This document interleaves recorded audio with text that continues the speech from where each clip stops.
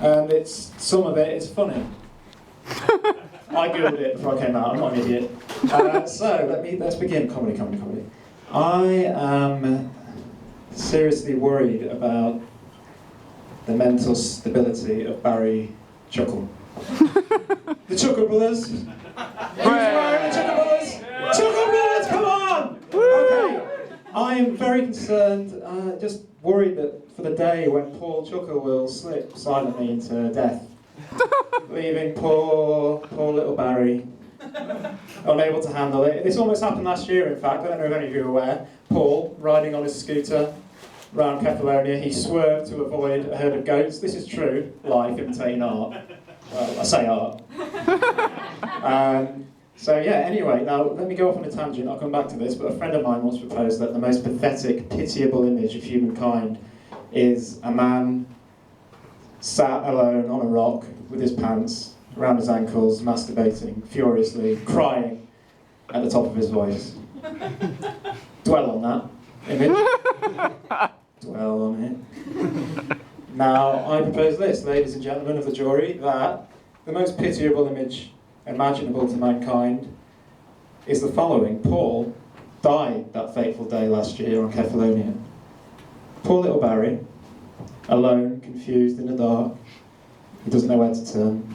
He shows up at the funeral. He's the only one there. It's raining. Poor little Barry.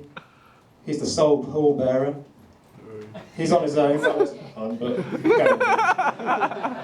the coffin through the rain. Barry Chuckle, weeping. Chuckle vision. And all you can hear through the tears. To me. Long live the Chuckle Brothers and long may they entertain. Next, okay, it's my dad's birthday coming up soon. I'm not too fussed, it's quite easy to buy for my dad. Guys, you can deny it, but we all turn into our dads eventually. It's an inevitability. You heard that correctly. So yeah, you think, what am I going to buy my dad? What do I want in 35 years? Done. Easy. A loft conversion and a dead hooker. My mum, though, she is a nightmare. I'm really struggling now. Year after year it gets harder. I once bought her a bin for the kitchen. I mean, come on. Look, Mara, I got you a bin for the kitchen. Embarrassing, it's pathetic. I mean, I'm not a monster. I put some separate stuff in the bin just to surprise her. It was litter, granted, but I'm a sucker for authenticity. But now I've taken to having to buy vicariously for people. You know, when you buy a present that you secretly want and you try and palm it off as something that they want. For example, you might buy your girlfriend, you know, the Police Academy box set on DVD for $39.99 from HMV. And she opens it, oh cheers darling, like, oh we can watch it together. Yeah, it's quite sweet. I did the same for my mum last year. It was her 60th birthday, so I bought her a Scale Electrics bump to the anal beads. We can do it together. No, obviously that's a lie, obviously, you know. Can't afford a Scale Electric, so they're well expensive.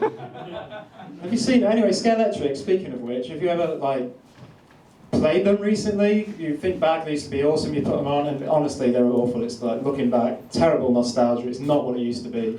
The same as, I don't know, Pop-Tarts, or Soda Streams, or, I don't know, Child Abduction. It's just not the same once you grow up. You know, there's a term for it, rose-tinted specs. We've all looked back on the past with rose-tinted specs. I actually had a pair of rose-tinted spectacles once upon a time. Literally, I had a pair of rose-tinted specs. They kept coming off at gigs and sporting events, so I got rid of them and invested in some rose-tinted contact lenses, which were a lot more practical, to be fair, but I kept falling asleep with them and waking up the next day.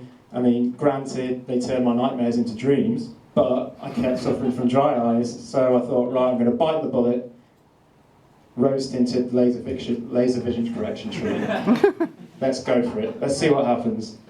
Now, obviously, you get rid of all the hassle of glasses and contact lenses, but I don't know, the surgery was a nightmare. Not only was it £500 per peeper, but the surgery went quite wrong.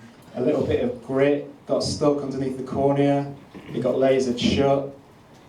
which led to photophobia, which is when you go outside and you get migraines from bright white light. It got infected, it got it turned irritable. Bear with me. Yes, translucent light sensitivity, that occurred. It was a nightmare. And the surgeon touched me up. So thinking about it, it was absolutely horrific, but with hindsight, the rose-tinted laser vision correction treatment wasn't so bad. And there we have it. Thanks, guys.